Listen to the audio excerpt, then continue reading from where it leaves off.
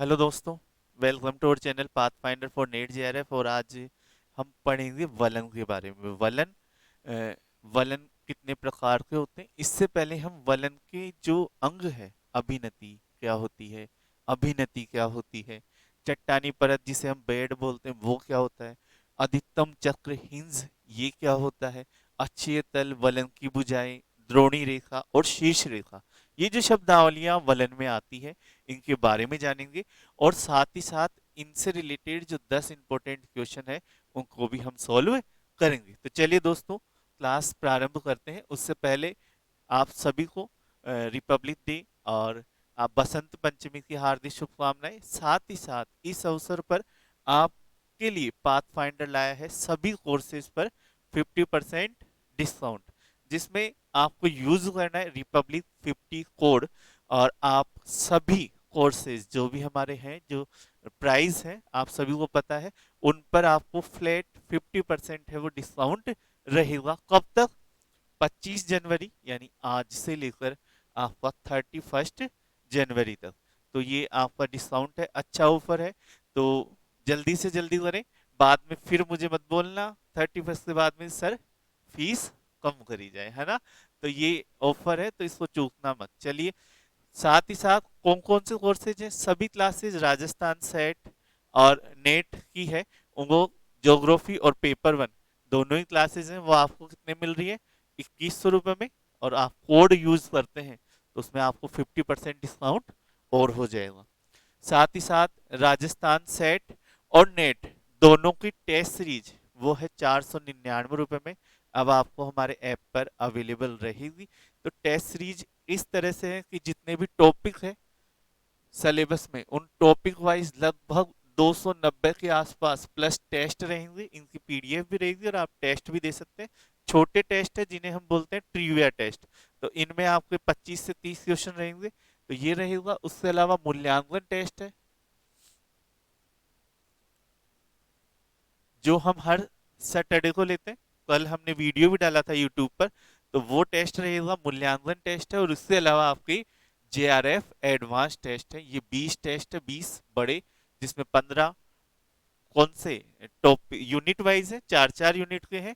और 5 टेस्ट है वो फुल लेंथ एग्जाम की तरह टेस्ट है। तो इनकी पीडीएफ भी आपको अवेलेबल रहेगी, साथ ही आप टेस्ट भी दे सकते हैं ऐप पर। तो ये टेस्ट सीरीज है, और टेस्ट सीरीज में भी 50% डिस्काउंट आपके नेट और सेट दोनों में ही रहेगा। साथ ही अगर आप नोट्स ज्योग्राफी के चाहते हैं, ज्योग्राफी के नोट्स राजस्थान सेट और नेट एग्जाम के अकॉर्डिंग प्रिंटेड नोट्स, तो वो आपके 2500 रुपये में है। इस पे डिस्काउंट 50% नहीं है ना, पर इस पे भी डिस्काउंट है। और इस पे जो डिस्काउंट है वो आपका 500 रुपये का है ना, फ्लैट डिस्काउंट है, यानी आपके 2000 रुपये में ये रहने वाला है लास्ट, ठीक है। चलिए दोस्तों, अब हम पढ़ते हैं वलन के बारे में। तो वलन क्या होता है? तो वलन होता है संपीड़न, यानी ये चट्टान है हमारी, है ना। इस चट्टान पर दोनों साइड की दोनों जो चट्टानें हैं वो क्षैतिज रूप से बल लगाती है। कैसा? संपीड़नात्मक, है ना। और उससे ये जो बीच वाली हमारी चट्टान है वो मुड़ जाती है ना। और मुड़ने के बाद इसमें क्या है, लहर उत्पन्न हो जाती है। और वो लहर है वही हमारा वलन है, ठीक है। वही क्या है, हमारी वलन कहलाती है। तो क्षैतिज और स्पर्श रेखा पर बल लगता है, और उस बल से आमने सामने की ओर कार्य करते हैं, यानी संपीड़न बल, है ना। और इस संपीड़न बल के कारण ही लहरदार मोड़ उत्पन्न होते हैं चट्टान में, और ये मोड़ ही हमारे क्या कहलाते हैं, वलन कहलाते हैं, ठीक है। और इस वलन को में जो भाग होते हैं वो अलग अलग भाग होते हैं। पहला भाग कौन सा है, चट्टान परत, यानी ये कौन सा भाग है, यानी वो चट्टान जो सतह, वो परतें जिन पर वलन लग रहा है, वो ने क्या बोलते हैं, चट्टान परत कहते हैं। कौन सी परत? ये वाली परत, ये क्या है, चट्टान परतें हैं जिन पर वलन लग रहा है।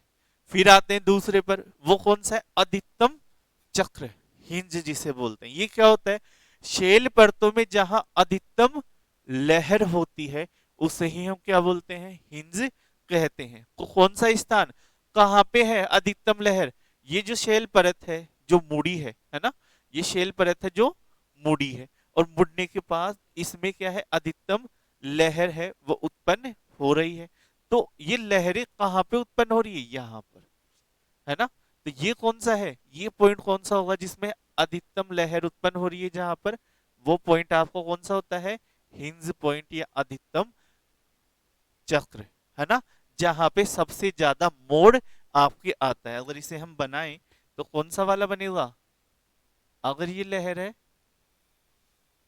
तो ये वाला पॉइंट आपका हिंज पॉइंट हो जाएगा, ठीक है, जहां पे अधिकतम लहर आपको दिखाई देती है। फिर आते हैं तीसरे पर, अक्षीय तल। ये क्या होता है, अक्षीय तल होता है ऐसी सतह जहां अधिकतम वक्र की जो रेखाएं हैं वो समस्त रेखाएं आपस में मिलती है, तो वो क्या कहलाता है आपका अक्षीय तल। तो अधिकतम वक्र कहां पे बन रहा है आपका, यहां पर बन रहा है ना, ठीक है, कहां पे बन रहा है, यहां पर।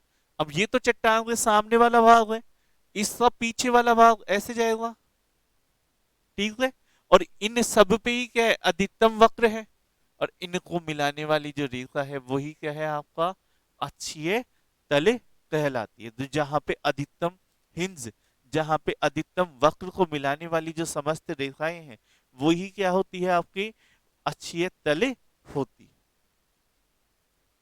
तो ये भी हमारे समझ में आ गया।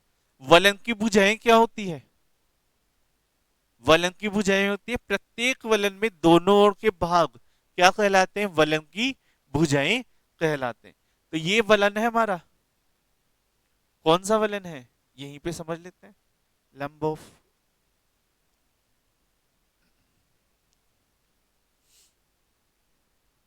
ये वलन है ना, तो इस वलन में ये वाली भाग और ये वाला भाग, ये दोनों क्या कहलाएंगी, वलन की भुजा, यही है ना, वलन की भुजा। तो ये क्षेत्र, ये लाइनें जिनसे वलन बन रहा है, जिनसे आपका अक्षीय तल बन रहा है, अक्षीय तल के दोनों साइड के भाग, इधर वाला और इधर वाला, ये दोनों क्या कहलाती है, वलन की भुजाएं आपकी कहलाती है।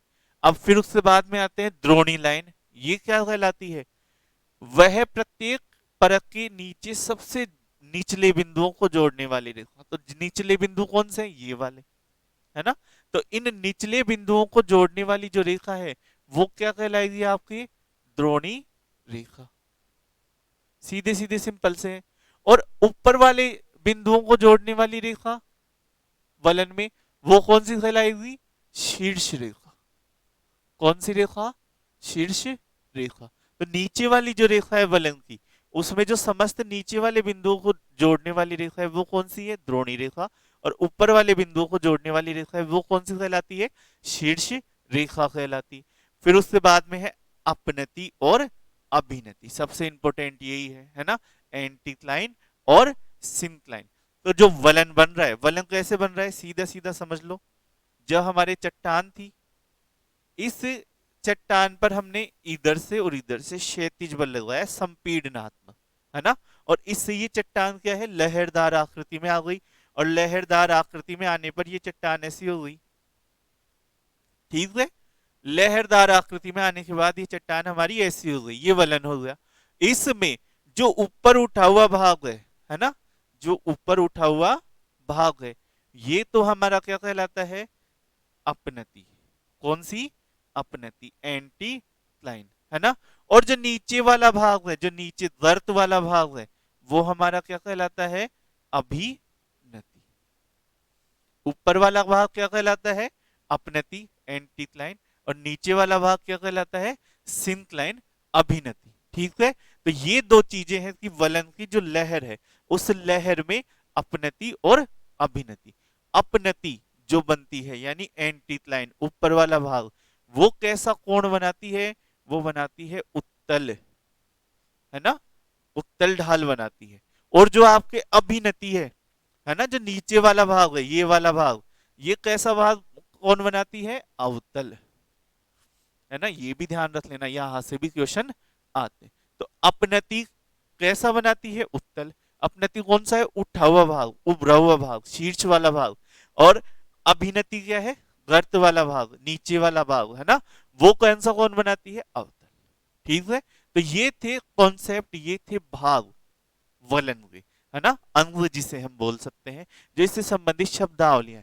इसके बाद नेक्स्ट जो क्लास है उसमें हम पढ़ेंगे क्या? वलन के प्रकार। पर वलन के प्रकार पढ़ने से पहले हम पढ़ लेते हैं क्या, क्वेश्चन सोल्व कर लेते हैं इनसे रिलेटेड, है ना। तो पहला क्वेश्चन क्या है? वलन के लिए उत्तरदायी बल कौन से हैं? तनाव बल, संपीड़नात्मक, बाह्य बल या दोनों? तो कौन से हैं? संपीड़नात्मक बल। वलन के लिए उत्तरदायी कौन से होते हैं? संपीड़न वाले। तनाव वाले तो दूर दूर जाते हैं, गर्त बनता है। फिर आते हैं कौन सा? अपनति से तात्पर्य है, ये क्या होती है अपनति? बताओ। चट्टान पर संपीड़न बल के कारण उत्पन्न लहर का उठा हुआ भाग। चट्टान पर संपीड़न बल के कारण उत्पन्न लहर का धसा हुआ भाग। शैल परतों का वह भाग जहां अधिकतम लहर होती है, या वलन में दोनों ओर के भाग। तो कौन सा प्रकार होगा इसमें आंसर? इसमें आंसर हो जाएगा ए। अब चट्टान पर संपीड़न बल के कारण उत्पन्न लहर का उठा हुआ भाग। फिर उसके बाद में आ जाता है अभिनति। अभिनति से तात्पर्य सेम ऑप्शन है, पर अभिनति से तात्पर्य कौन सा होगा? चट्टान पर संपीड़न बल के कारण उत्पन्न लहर का धसा हुआ भाग, है ना। तो ये अपन फिर से देख लेते हैं। ये कौन सा है आपका? अपनति। और ये नीचे वाला कौन सा है आपका? अभिनति। ठीक है, ये अभिनति है और ये अपनति है। तो धसा हुआ भाग क्या हो जाएगा? अभिनति। अधिकतम चक्र से तात्पर्य है कौन सा?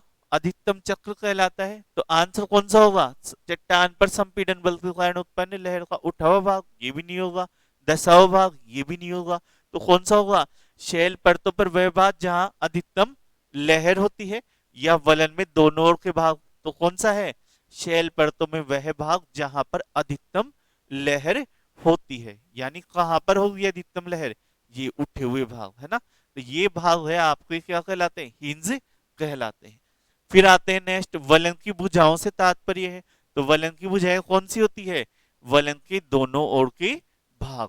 अगर हम ये बोले ना ये वलन है अपना, तो इसमें ये इसे हम काट देंगे, इधर वाला भाग और इधर वाला भाग, ये क्या कहलाएगी? वलन की भुजाएं। जो आपका पृष्ठ है उस पृष्ठ के दोनों साइड के भाग। फिर द्रोणी रेखा से तात्पर्य है कौन सी रेखा होती है? वलन के सर्वोच्च बिंदुओं को मिलाने वाली रेखा, वलन के निचले बिंदुओं को मिलाने वाली रेखा, चट्टान पर संपीड़न बल के कारण उत्पन्न लहर का उठा हुआ भाग या धसा हुआ भाग। तो इसमें कौन सा आंसर हो जाएगा? वी, वलन के निचले बिंदुओं को जोड़ने वाली रेखा। फिर आते हैं नेक्स्ट, शीर्ष रेखा से तात्पर्य है कौन सी रेखा शीर्ष रेखा कहलाएगी?